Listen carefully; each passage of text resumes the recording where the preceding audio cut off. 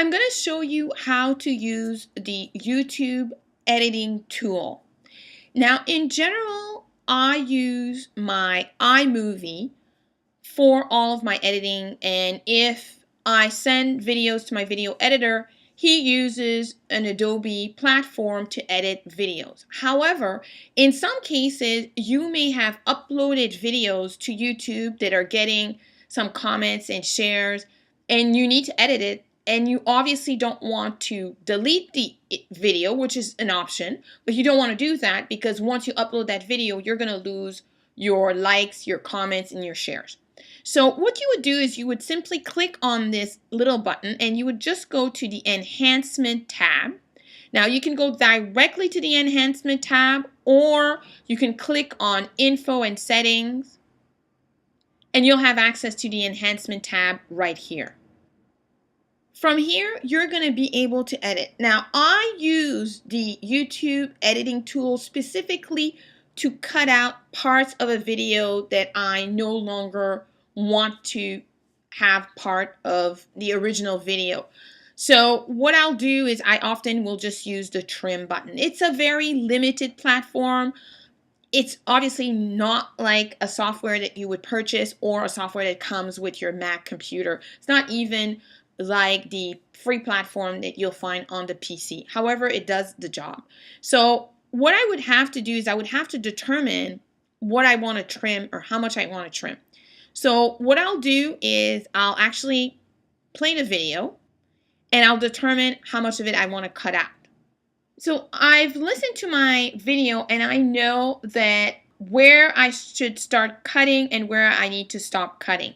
So what I'll do is I'll just click on the trim button and I'll be able to move these little cursors in terms of getting exactly where I want to cut out.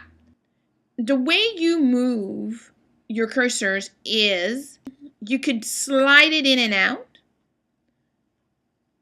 or you could play along with these seconds here. So it will allow you, if you just click, as you can see, I'm going to try to make sure that you can see it.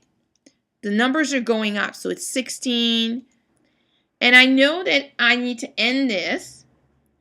As you can see here, it actually adjusts and it lets me know where it is in the video, which is perfect. So let me see here if I add one more second.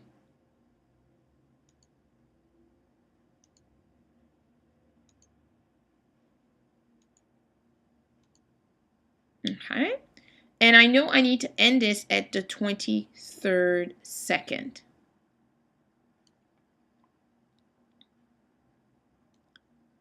I might not be able to go too much further. So I'm going to have to use the little cursor here.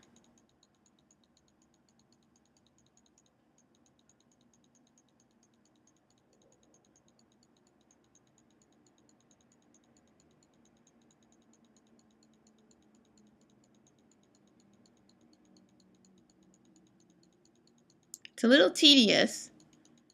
As I said, it is very basic, nothing like the more sophisticated platforms, but when you have a video that you don't want to down or remove from your YouTube channel because you don't want to lose the views and the comments and shares, this is perfect.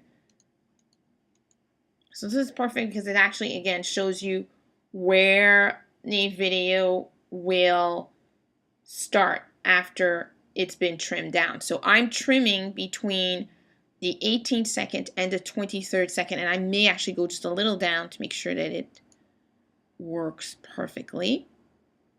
And I am going to basically click on the done because it's just going to cut out those few seconds for me.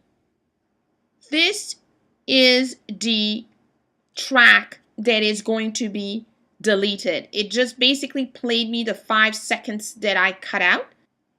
And I'm just simply going to click on save. And it actually is going to warn me that it's going to take a little bit of time to render this video. So I'm fine with that. I'm going to click on OK. As you can see here, it actually tells me that it's going to take some time for it to process. So usually I found it's about half an hour to an hour, depending on how long your original video was. But when it's done, you'll actually notice that it it basically will let you know that it is done. Right now it's moving as I'm speaking, 10% done, 90% to go. When it's done, as I said, you're going to know it's going to indicate that it's done. And it's that simple. You can also use a video editing tool to insert intros and outros. Let's say you have a video and you forgot to insert the intro and outro. But again, I use this for very limited editing. Most of my editing, as I shared with you, I do on my iMovie, and my video editor does it on an Adobe platform. But it's been such a great tool for me, especially when I was starting out with Google Hangouts, and I was starting my Hangouts way too early, and I had that usually about 15 minutes at the beginning of my Hangouts where you could actually see me prepping myself and prepping the guests. So when I started using this tool, I was able to cut that out, because obviously I didn't want to delete that original Hangout because I had all my views and comments and etc., and I wanted to keep that intact.